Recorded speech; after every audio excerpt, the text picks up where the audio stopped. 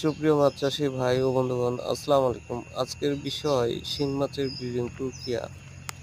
তো আমরা প্রথমে ট্যাঙ্ক থেকে মাছগুলোকে ধরে নিয়ে আসে হরমোন ডোজ করার পরে আমরা একটা খাঁচাতে রাখছি।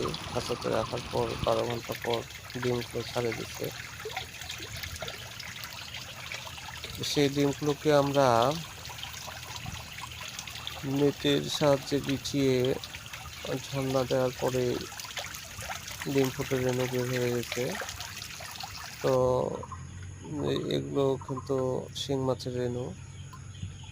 দেখুন সমস্ত ট্যাঙ্কটাতেই কিন্তু শিং মাছের রেণুগুলো ছড়িয়ে ছিটিয়ে রয়েছে, যে এগুলো কিন্তু সব শিং মাছের রেণু। তো শিং মাছের রেণু অনেকটা হয়ে গেছে, ইনশাল্লাহ এগুলো আমরা পুকুরে ছাড়বো, পোনায় রূপান্তর করব।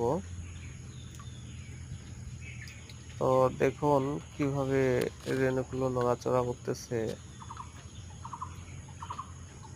এই যে ছোট্ট ছোট্ট রেণুগুলো কিন্তু নড়াচড়া করতেছে, এগুলো কিন্তু সব শিং মাছের রেণু।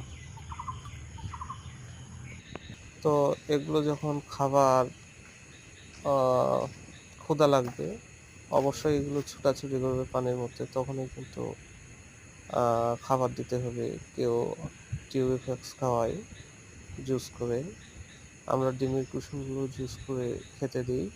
সবাই ভালো থাকবেন, আসসালামু আলাইকুম।